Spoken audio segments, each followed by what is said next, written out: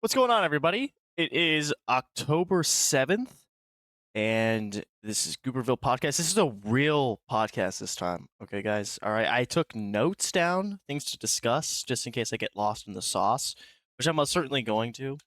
Um, Topics of the day. We're going to talk a little bit of politics, a little bit about life in general, about the UFC, just some things that I've been jotting down a little bit here and there to discuss.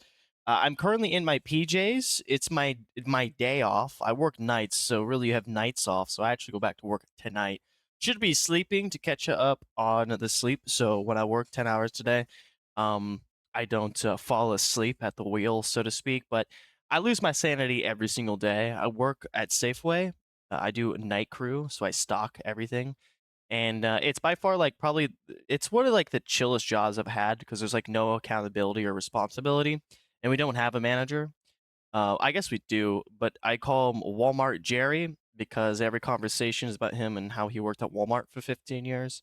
Lovely guy. He looks like a guy who would work at Walmart for 15 years. I'll leave it at that. Probably not the most healthy guy I've ever seen, but an absolute stud. He loves playing video games. He talks about Fallout a lot in the show that I've told him I haven't seen about 3 times yet. But, it's basically already spoiled at this point. I think I've already seen the entire show. With that being said, I work with some other guys as well who don't really come in.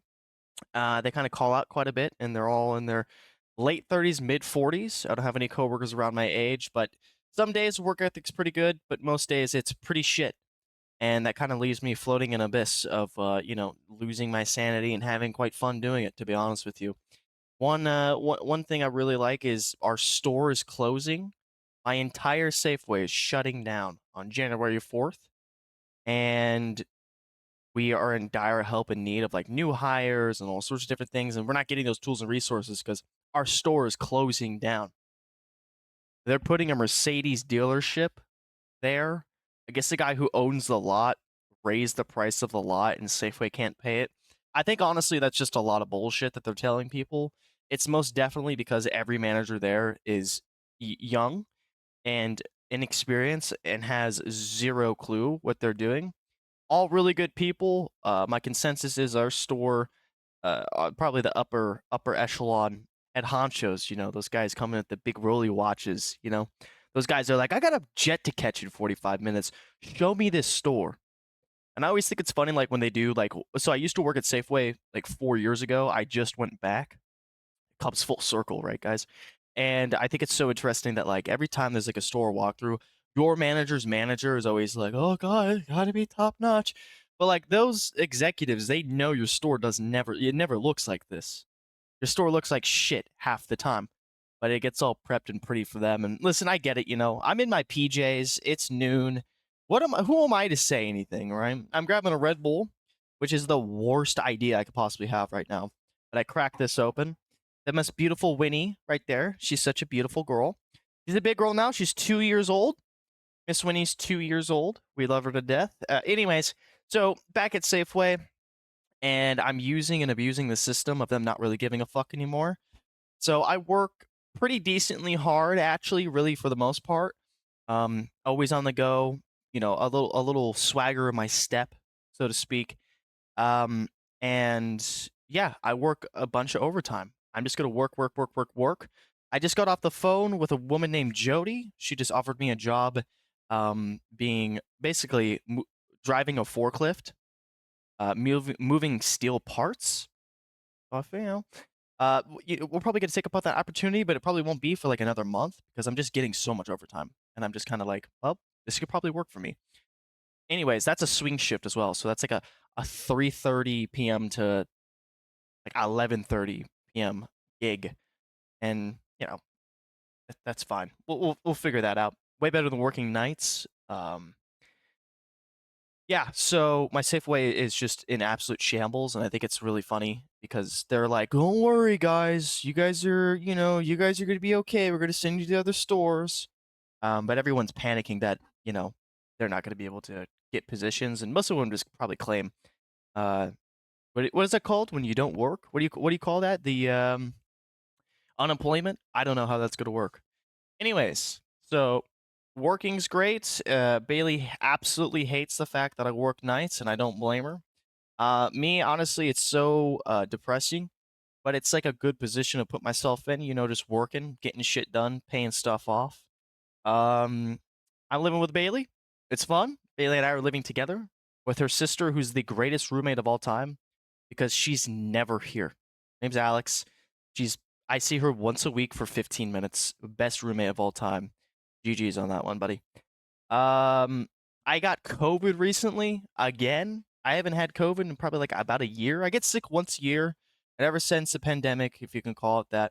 The China virus, okay. It all comes from China. Okay, look at the Chinese virus. It's the Wuhan labs. Look at it. Ever since that disease spread through America, I've been getting COVID at least once a year. And man, it lasted like a good solid week. I did not work for like at least 6 days, which I felt terrible a little bit about, but also fuck them. What are you gonna do? Um, they don't do like COVID pay anymore. They don't do any of that shit, which I don't blame them. Um, it was terrible. I was just zapped of all energy. I was coughing up a lung. I think I have bronchitis. It's been about 2 weeks, and I'm still having like a pretty hard cough once in a while. A little bit worried about that, and my health is depleted quite a bit because I haven't been working out. I've been eating like shit as well. Probably what the pharmaceutical companies want, right? Eat shitty food, get sicker, they make more money. I mean, it's a genius system here in America. It's really actually awesome. The American dream costs about like $4.5 million these days. You know what I mean? Buy a house, a car, a wedding, retirement, all that fucking lame shit. Shots at you, Fiddick, Ratata type. You know what I mean? So all that's well. I'm real these days. I'm real cynical. I think about a lot of things. I've like developed like this. I don't know. Yeah, just like this. Like we're all fucked. But yeah, I keep a good energy when I play Rainbow Six Siege though. I care about stuff like that. Speaking of Rainbow Six Siege, I just got back into that. I probably have about 500 hours in like 8 years. Half of that's on console. Actually, probably like 400 of that's on console, and 100 probably on PC. Probably or at least a little bit more than that. But we've been getting into that. My buddy Dev and Jaden. We see the brighter side of things. CS2 is an absolute shithole, and their brand new update is the biggest cash grab of all time. It's good content for people who play CS. I absolutely hate that the game's really not very functional half the time, and it doesn't ever really feel very smooth. That feels completely different from CS originally, the original CS. So yeah, I kind of stopped supporting Valve when it comes to playing CS2, and I have no ambitions of really. I was a hardcore CS2 player. I had like refrag, which is your aim training, your frag training, map knowledge, everything. So I dove deep into CS2. But at the end of the day, it's like 50% of the time I'm playing it, I probably honestly want to jump out a window. Just kidding, YouTube. But that's true. It's 100% true. Uh, so playing Rainbow Six, it's felt very fresh. It feels good to play a game that takes like a higher IQ than most first-person shooters. And the operators and the maps, it's good. I remember some good things. I forgot a lot of shit too. But CS is absolute dog water, and I don't support them because they really don't care to support us. Um, yeah, overall, fuck it. It is what it is. Playing Rainbow. I'm such a positive guy. Rainbow Six Siege, boys. As of right now, as of today, I'm Silver 5. Okay, we've been playing for about 2 weeks now. So Silver 5. I got a 1.2 KD and a 1.1 win ratio, which is really fucking good because Copper was a struggle. The first week of playing ranked was I thought I was playing against champs, boys. I mean, I don't know how many Smurfs are around that area, or maybe that like these people just don't give a fuck and they play so well. It was amazing. Copper, I really felt like I was playing Diamond again. Seriously, I was like, what is going on? But smoothing out the edges there, and ranks feeling a lot more fluid, and getting some good teammates. That helps a lot too. The ones that are quiet, not 15-year-olds who have the jinxie charms that are like, good aim, good aim. Those guys. We don't want those in the lobby. I want some men to play with. I want some guys that are just kind of quiet. They do some good call outs, good morale. You know, I like to keep the team at a good morale. I don't shit on anybody. Sometimes with some goofy plays, I might go, hey, goofball, what are you doing? But in a more positive way, you know. No F words, no R words. We keep it nice and fresh, and that carries us quite well. I've been spending a lot of my free time playing Rainbow lately, which has been really fun. I do recommend it. Absolutely. It's an old game. Like, I don't know why I'm saying like it's a brand new game. It's fucking almost a decade old, I'm pretty sure. I played in 2017 for a little while, and like 2019, and then again in like 2022, just for a little bit. So I played here and there, but yeah, game's old. Hopefully the low battery. Goddamn, hold on, guys. This is fantastic. I love this. Just started the pod. I don't even have this charged. Give me a second, boys.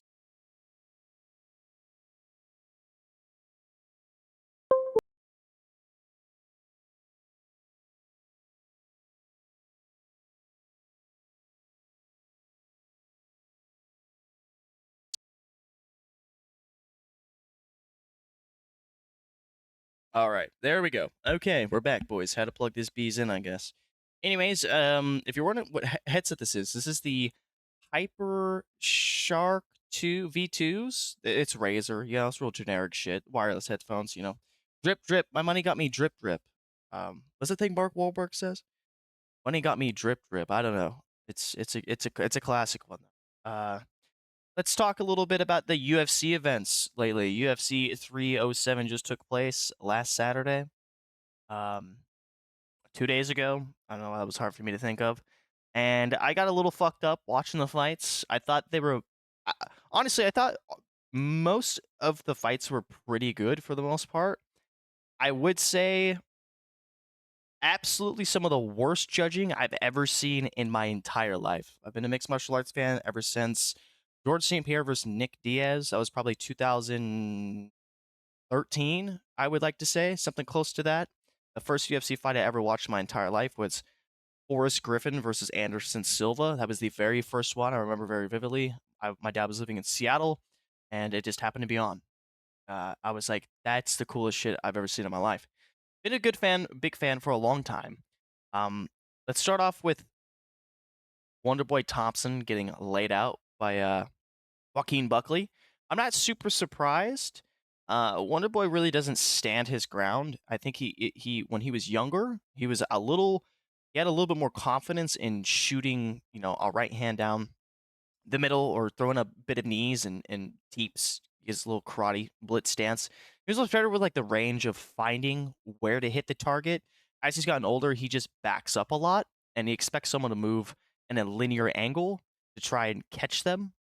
So I figured Joaquin Buckley was going to be a bit too fast and honestly just so powerful that he would catch Wonder Boy. Wonder Boy, I think it was 1-1 going into the third round. I think Joaquin won the first one. Second one, I would probably maybe give to Wonder Boy.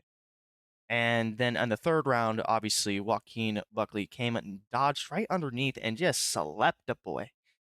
It was a good knockout. I'm surprised Wonderboy didn't just retire. It was in Utah, so there's like 40% of like Mormons that live in Utah. It's like a high number, like it's like insane. So it's right in front of like Wonderboy's crowd. You know what I mean? I wish he just retired. I don't really know the next fight for him to make. Maybe Michael Venom Page. That would be a fun one. But again, I'm not really too interested in seeing two boomer ass strikers who are coming off losses. It's like an unk fight, and I used to really be a big fan of the UFC not feeding like unks to like the younger guys. To feed them to the younger dudes like Frankie Edgar's back end of his career. He was fighting every up and coming killer. That's sad. That used to sadden me. But now I'm actually all for it. To be honest, I want them to be fed to the youngins, okay? I want the division to be great again, and I want the UFC to just start feeding him in. Now, Dana White talks about how Stipe and John Jones are both legends of the game, and that's why they're fighting. But Jose Aldo has two back-to-back prospect fights. He has like 4 ranked wins. He should be fighting for a title eliminator, honestly. But we'll get to that fight. To start off the main card, Caitlin Vieira versus Kayla Harrison. That was a close first round, really, and a little bit less competitive in this. Or I think the first round was a little bit more Kayla Harrison, and the second round was Caitlin Vieira. split open Kayla Harrison. She had like a hematoma above her orbital, and that was quite, it was weird to see her bleed. I don't know if she's ever bled before. Not in any fights I've ever seen her in the PFL. Kayla Harrison, aka Triple H, that bitch will beat my ass. So I'm gonna keep it. I'm gonna keep it a buck 50 with everybody. Caitlin Vieira, she's been fighting in the UFC for quite a while now, and she doesn't have any like uh super strong wins, and she's ranked number one for the bantamweight division. Now Kayla Harris is. Caitlin Vieira, I really didn't think she was gonna stand much of a chance at all, probably just like everybody else, but she stood her ground and she did a good job. Moving on to the next fight, and Kayla Harris obviously won, which that's yes. All right. That's good. That was a good call by the judges. We had Roman Dolzali, I don't fucking know, versus Kevin Holland. That unfortunately ended in the first round. It says by KO and TKO. It was more or less definitely a doctor stoppage, um, in a sense that Kevin Holland, his rib broke and popped out. I think it popped out. I don't think it broke. I think it definitely popped. I'm not entirely sure. He was basically like in half guard. Again, I was pretty drunk watching these, so I'm not entirely sure of the memory. But he was like in half guard. And Roman's probably 20, 25 pounds heavier than Kevin Holland. The size difference was quite noticeable. And he was just holding him down. And Kevin went to like twist his hips, but his shoulders were still kind of flat on the mat. And so when you torque your body like that, yeah, things are going to pop and crank and move. And his rib just went out. But Kevin Holland fought through while Roman mounted him for at least a good minute there. So shout out to Kevin Holland, one of my favorite fighters in the UFC. He's so active. Is he going to ever be a champion? Only if he goes to 170 and makes a run there. There's not a chance he could do it at middleweight. So I like to see Kevin Holland make that stride at 170. I'm sure it's a tough weight cut, but everyone's weight cut's tough in the UFC. Um, and Roman Daciel, let's just say that he's a good guy for the middleweight division. He's a bit of a prospect himself. Um, I know he has a win over Anthony Smith, the worst UFC fighter in the roster. Anthony Smith absolutely sucks. I love him as an individual, as a man, as a good person, but uh, he's so bad. It's insane. Anyways, we move on. So Roman obviously won after the first round. Congratulations. Hopefully he'll be fighting in December, January. Called it out, so that'd be good to see him. Quick turnaround. We have one of the really, I think this is a very controversial fight next. We have Jose Aldo versus Mario Batista.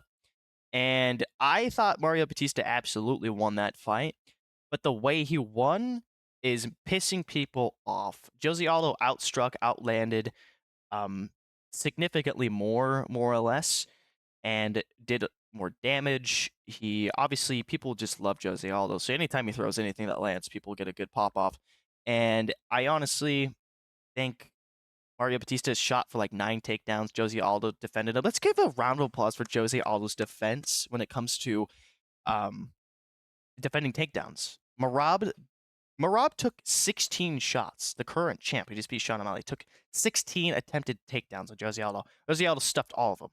There was a lot of comparison between the Marab fight and Jose Aldo. Marab kept him on the fence and kneed him and won the fight. And that's the same thing Mario Batista did as well. I would like to see a bit of a change for the UFC when it comes to structuring maybe yellow cards or red cards, where you not only give a person a warning, but you can take a bit of their purse away, like pride rules. I think that would be probably the greatest thing the UFC can implement when it comes to having the fights be more not entertaining, because you get you hit a fine line between what the fans want to see and like pure mixed martial arts, and I understand that.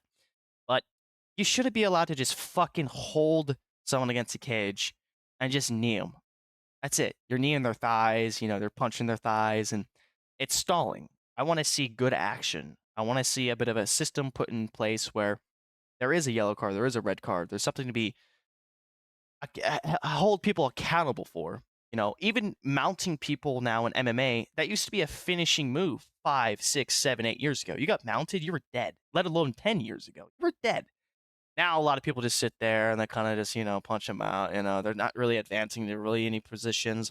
I think it would absolutely really honestly benefit every fighter in a sense when it comes to pursuing a stoppage. I want people to be more encouraged to stop a fight. I want them to go for it and get out there and do it. I don't care for all this wrestle fucking shit, and I'm a wrestler, a jiu-jitsu guy myself. I appreciate it, but I'm not one of these one of these fans that are like, "Oh, I love the grappling. Oh, I love the boring ass wrestling." I would like to put this in perspective. When it comes to um, Money Makano, okay, that guy's ground and pound is insane. That grappling is what I want to see. He busts people up, he fucks people up. Same with really, I mean, even Makashev too. Other than the Volk fight, all of his wrestling has been very offensive. He's not holding and grabbing like Khabib, and he's really going for the kill. That I like to see further progression when it comes to grappling. But dude, if you take someone down and you just sit in their guard, or you sit in half guard, and you're just sitting there, not really attempting anything, I think you should be warned for stalling. I think there should be yellow cards, red cards for stalling. I don't know how much I can really base off of how other people would feel, but I would like to see a change of pace when it comes to that kind of boring shit. A lot of people were saying Jose Aldo won that fight, and I understand where they're coming from, but if you look at the control, if you look at the pacing, the pressure, Mario Batista definitely won in that department for sure. But again, they should have been split up 3, 4 different times for sure. No actions going on. Uh, Herb Dean, he's one of the greatest refs in the world, but he needs to call for a little bit more action, and I'm sure he's quite aware of that.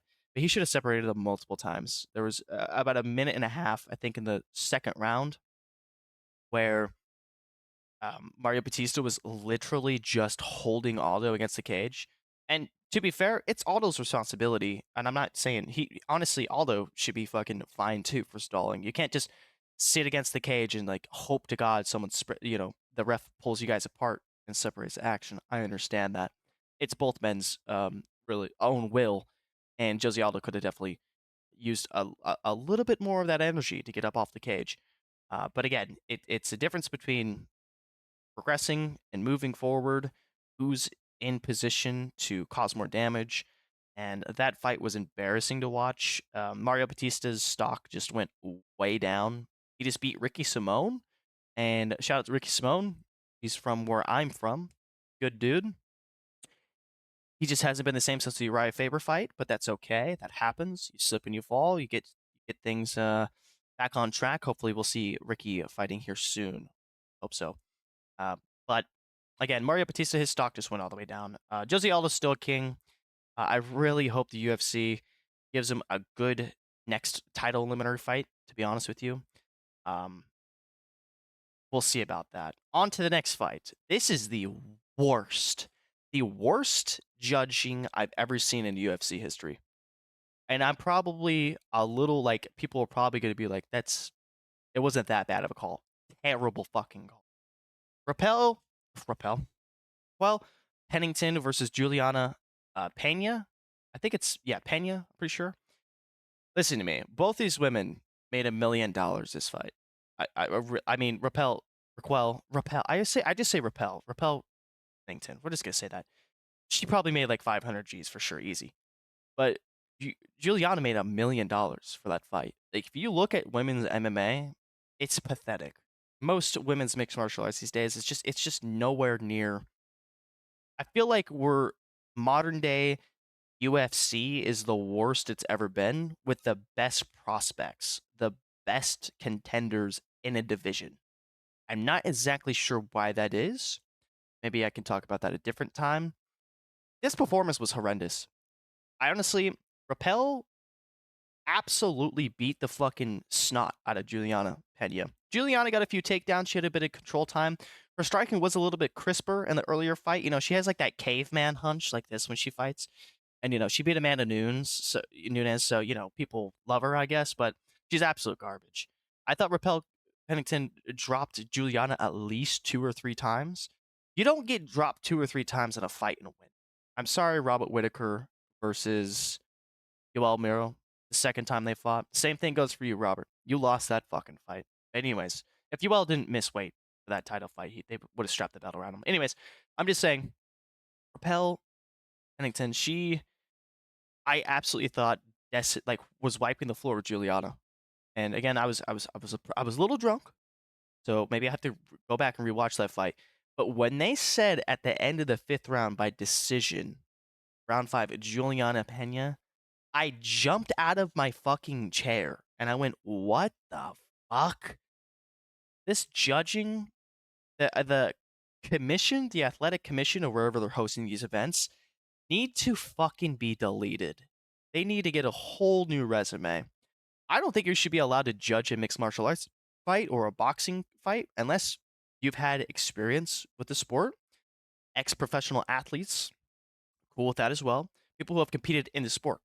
Chris Lieben, he does a refereeing now. Anyone that knows Chris Lieben, he was a bad motherfucker back in the day, and he was still competing at bare knuckle not super long ago as well. But he does judging, he does reffing now, and it's the older generation of those guys. I think they should really have a higher standard for these judges who have never taken a punch to the face, have never been in a fight. They don't understand jiu-jitsu. They don't understand striking. They don't understand really anything about the sport. It's quite horrendous how the judging. Same with boxing too. Obviously, boxing's just so corrupt at that point, and that sport sucks. Anyways, yeah. So I thought that was the worst UFC call of all time, easily. I've never seen anything like that. I don't know where the judges. I think the judges gave her the first, third, and fourth, which is just crazy to me. Um, yeah. So split decision. I'm pretty sure. But either way, absolute horrendous call. UFC should be ashamed. Now we're going on to the main event. We have Alex Pereira versus Khalil Roundtree. Let me tell you something. If you thought Khalil Roundtree was going to win this fight, you're a casual, little bro. Okay? Yeah, you were just hoping and grasping for something for Khalil Roundtree. One of the most likable dudes in the UFC by far. His journey, his story has been plastered everywhere, and I think it's a good one. I don't want to see it all the fucking time though. But he has a great story. He's a phenomenal striker, but he's not even close to Alex Pereira when it comes to striking. Now, he did drop Alex Pereira. He did. He caught him with a check left hook, and Alex was kind of turned a little bit and just hit him kind of right on the chin, kind of almost the button. And he just dropped him for a second. I actually thought it was a slip until they had the replay from the angle that I was seeing it from. But he got dropped, so he did drop Alex. The first two rounds were very competitive. I would say Alex probably edged out the second round. Khalil probably maybe even won the first. I know Alex was dropped in the second, but I think Alex still came back pretty strong there, honestly. And then the third round, Alex definitely started to hit his flow, where he got a good amount of distance measured, and his speed was just on point. He just kept finding the button every single time. And Khalil Roundtree, he has an X on his nose for being split open, something that Alex did really well that a lot of people maybe did not notice. Instead of hitting the bridge of the nose here when it was split, he was hitting the tip of the nose to push the cartilage down to keep splitting the cut. So he was literally hitting just the tip of his nose to keep that cut, to keep swelling up. And also, he kept hitting his lip here. His lip was cut open. His eye was real swollen, real cut. Khalil Roundtree is a warrior for sure. I thought it was honestly a really good fight. It was more competitive than I thought it would be. But the third round, Alex really started to find everything. He was mixing everything in really well. And fourth round, Khalil was exhausted, and he was just throwing a little sloppy shots here. Let's just call it how it is. And Alex just came into his own and just hit the matrix and put Khalil Roundtree out with the body punches, and he dropped down. And that was a fight, and it was a good one. It was, like I said, more competitive than I thought it would be. But Alex is just levels ahead of him. Shout out to Khalil Roundtree. He's ranked like number 8, I believe, in the division. He'll have a next big fight, I'm sure. His stock went up. Khalil did. And so yeah, it was actually, honestly, a very competitive fight. That was good. Let's talk about UFC 308. This one makes me nervous, boys. This one makes me nervous. We have Ilya Topuria versus Max Holloway. This one's making me tense up a bit, okay? This is probably the best card of the year, other than like 300. Obviously, 300 was absolutely just stacked to the brim. Can't beat 300. I mean, yeah, I was, 303 was really stacked too. Pereira versus Yuri. That was a good card too. That was very stacked. But UFC 300 takes it home. The Sphere, the card was not stacked at all, but the fights were all really good, so it worked out in their favor. But yes, we have 308. Main card, we have Cyril Gane versus Alexander Volkov. Oh, that's canceled. Cancel that, huh? Yeah, Alexander Volkov, he has a knee issue. And so they moved that to like January, which is not a lot of time for a knee injury. We have Chakrapadan Monogamedov. It's the guy who fights with one eye, and he can't fight in America because he can't get his visa, so he'll just be fighting absolute fucking bums. Versus Armin Pestrosian. No clue who he is. On to the next. Good luck. I guess another name. Magomedov Ankalaev versus Alexander Rakic. This is actually a really competitive fight. This could be very good.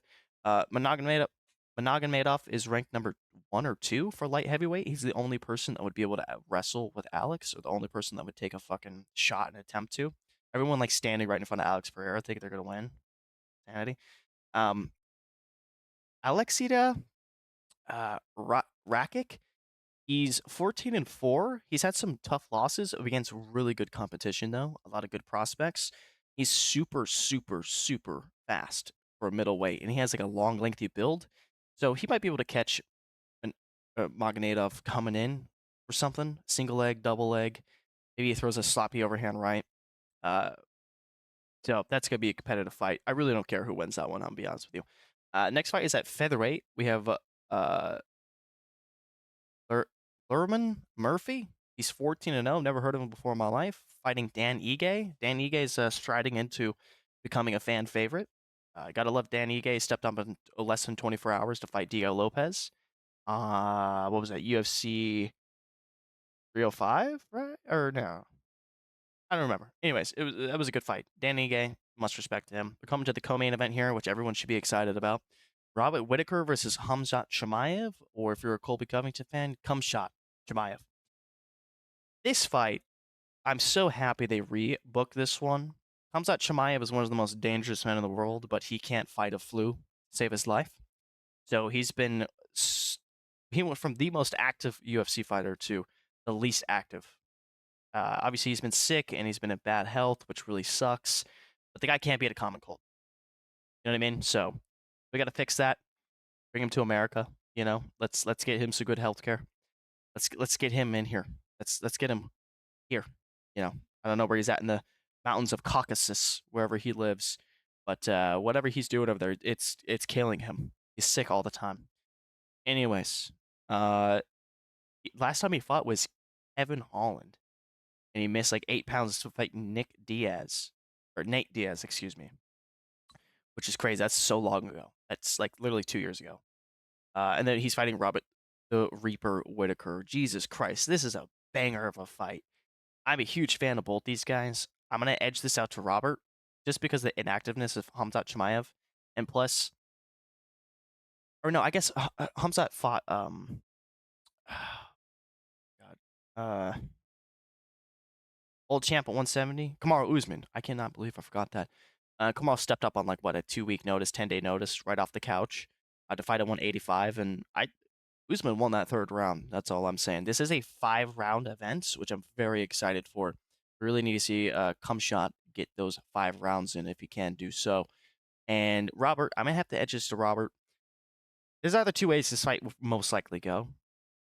Robert Whitaker gets absolutely mauled to death, and Hamzat Chimaev is the next guy in line, and you go, Jesus Christ, this guy's just, he's a stud. Or Robert Whitaker embarrasses Hamzat Chimaev. I don't think this is going to be a super, super competitive fight. I think it's going to be more or less one-sided. I think the first round, 2 rounds are going to be, I think the first round's going to be the most competitive. That's where we're going to see who sets into what pace and does what. Obviously, Hamzat Chimaev gets tired, but guys, so does Robert Whitaker. Okay? Robert Whitaker's gas tank, it's very good, but he's getting a little older. And Jacques Duplessis, that fight, Robert Whitaker, I don't know what was wrong with Robert Whitaker that night, but his gas tank was shot and he was shut down at all costs. Hamzat Chimaev, like I said, he gets to that third round. Him and Gilbert Burns, that was one of the greatest fights I've ever seen in my life. Hamzat Chimaev versus Gilbert Burns. They were both obviously exhausted when you have a pace like that. But I don't think Hamzat can go 5 rounds. Of course he can, but fighting the way he does, so aggressive, and he goes for that finish, we love to see that in the UFC. I think it's going to be really difficult for him to overcome those obstacles when it comes to the cardio. And this is in Abu Dhabi, I believe. I'm pretty sure. Yeah, it's definitely in Abu Dhabi. I love that, Dana just sits in his chair and he's like, we're going to have more fights. We're we're gonna have more fights at the Apex Center. Yeah, that's what everyone wants. And then fucking the Saudi Arabia's, these guys are fucking billionaires. Like, hey Dana, come over here. And he's like, let me get you the best card we possibly can put on for you. They're like, thank you, Chama. Um, anyways, I'm gonna have to edge this out to Robert Whitaker. I think he's most likely going to be able to control later rounds, the pacing and the direction this fight goes. I definitely see this going 5 rounds. A TKO stoppage, I would give him more or less to Kamshot for sure. I don't think Robert Whitaker's going to be really. I don't know. This could be a banger first round. So we'll see. It's going to be most competitive in the first round, in my opinion. Main event. Ilya Topuria is 15-0, coming off a knockout win off of Alexander Volkanovski. Let's be real, Alexander Volkanovski, that fight was coming off the loss from Makachev. Head kick KO. Look at me, I got CT myself. And honestly, that was not the same Alexander Volkanovski. He was not finding his pacing, his timing, his range, and that's thanks to Ilya Topuria. Ilya talked so much shit going into that fight. I don't think it really got to Volk's head. Volk's one of the greatest featherweights of all time. There's an argument that he is the greatest of all time. Ilya just went in there and starched his ass. I was like, oh, really? That's fucking cool. I'm from Spain. You know how many Spain people are in the UFC? Like 3 of them. He's like, I'll show you who I am. I like Ilya Topuria. I like his fighting style. I mean, how can you not like his style? It's efficient. It's flashy. It's not like TJ Dillashaw, flashy and efficient. Obviously, that's one of a kind. But I heard that comparison the other day, and I thought that person was smoking crack. Ilya Topuria, let's be real, guys. He might starch the fuck out of Max Holloway. Okay, let's be real. Now, Max obviously coming off the probably arguably the biggest win of his entire life at UFC 300 when he slept Justin Gaethje at the very last second. I was seeing everyone in the world has seen that clip. It's absolutely insane. Really, really, really good stuff. Max is just people forget that Max is still young in the game because he's been in the UFC since he was like 20 or like 19, I think. And I mean, Max Holloway is what 31, 32, I think now. Yeah, he's got to be like 32. Ilya Topuria is a young buck. He's 28, I think, 27. And Max is still like in his prime right now. Obviously, the Volkanovski wins and losses, I should say. That's a rough one, clearly, for a lot of Max Holloway fans, and I'm one of them as well. But I mean, those were years ago now, and Max has looked like a god against Justin Gaethje. Like, who wants to stand and bang with Justin Gaethje? I mean, the mentality that Max Holloway has is second to none. One of the best minds in mixed martial arts when it comes to the mindset that he has for fights. So same with Ilya Topuria. It's gonna go 2 ways, boys. Gonna go 2 ways. Ilya Topuria is gonna starch Max, or Max is just gonna put a pace on him that he can't keep up with. I'm thinking of like a third or fourth or fifth round TKO for Max Holloway. Max progressively gets stronger through the rounds. Ilya, I'm not entirely sure. Ilya's got some great finishes. He keeps a really steady, constant pace and pressure throughout all the fights, so he has good cardio. But 4 and 5, boys, those rounds, those are championship rounds. This is Ilya Topueria's second training camp, I believe, for a 5-rounder. And Ilya's either going to go out there and just sleep Max Holloway. Like I said, Max is going to put on a good pace, find his range, and maybe get with a TKO 4th or 5th round. Those are my predictions for UFC 308. No one asked, but that's what we're here for. Moving on to the next thing here.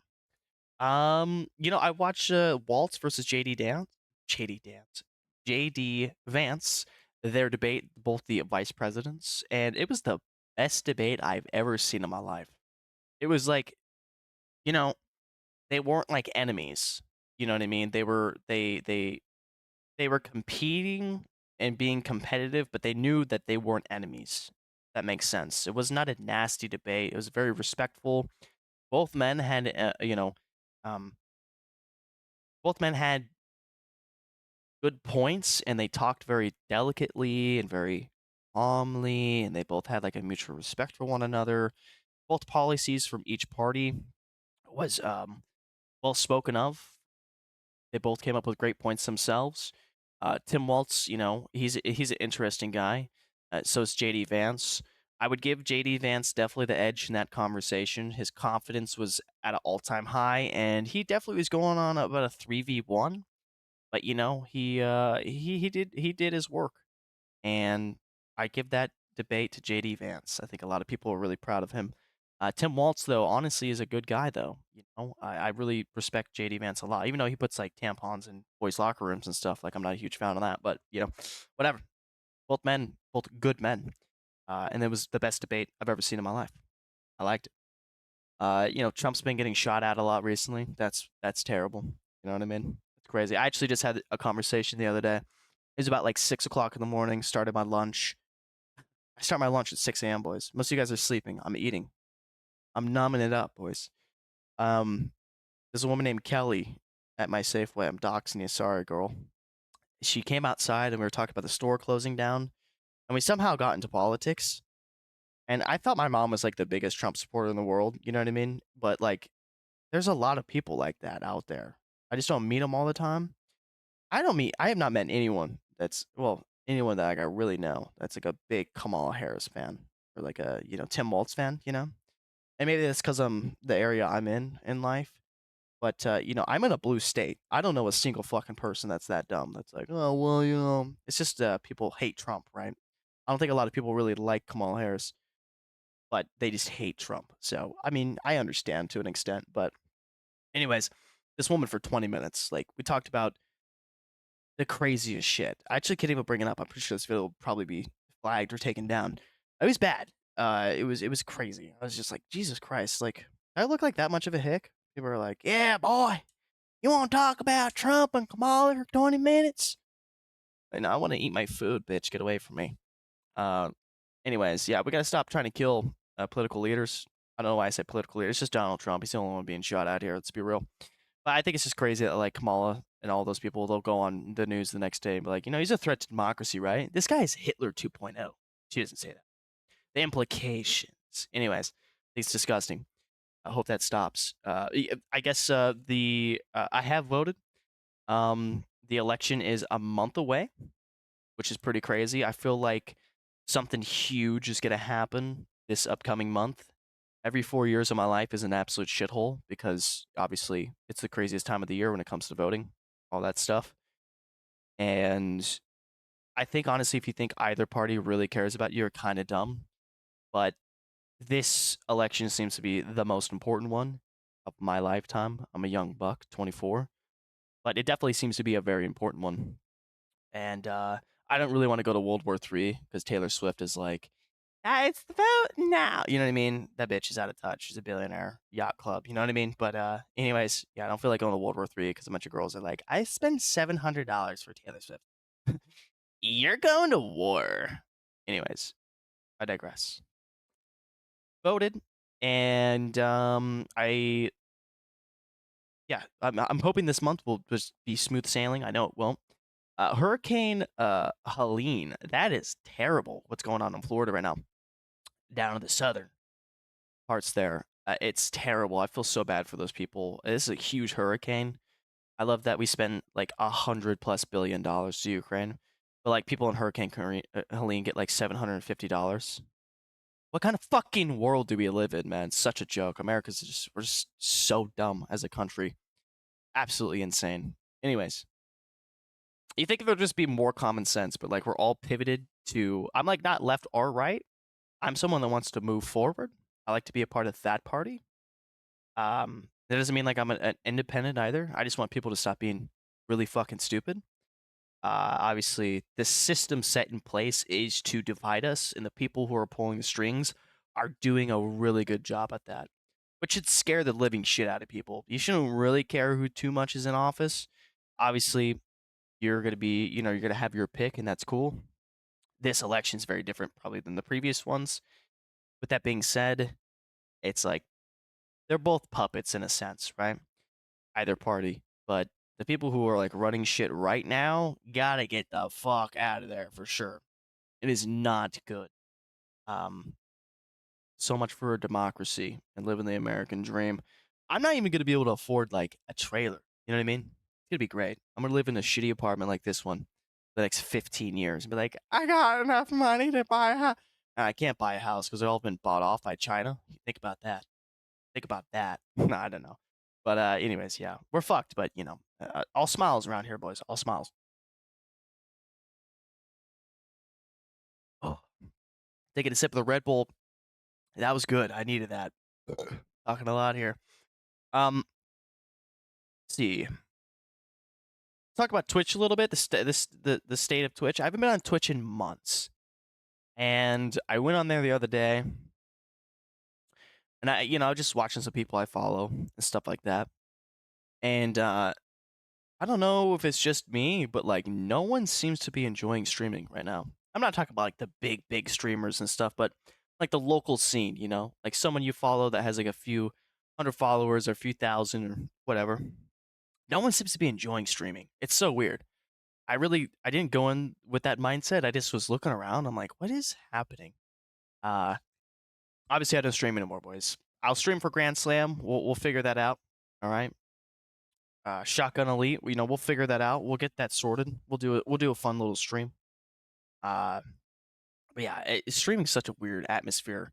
And you watch the update video that I put out like 2 weeks ago. I'll stream like once a week, and I'll probably put out pod like once a week.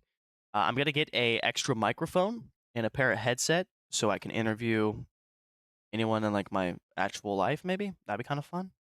Get Bailey on here on the pod, maybe. Um, get do some stuff like that. Maybe I think it'd be fun. But anyways, yeah. So I'm just playing a lot of games right now. I'm not streaming. I don't find anything to really stream, to be honest with you. And I'm enjoying just gaming.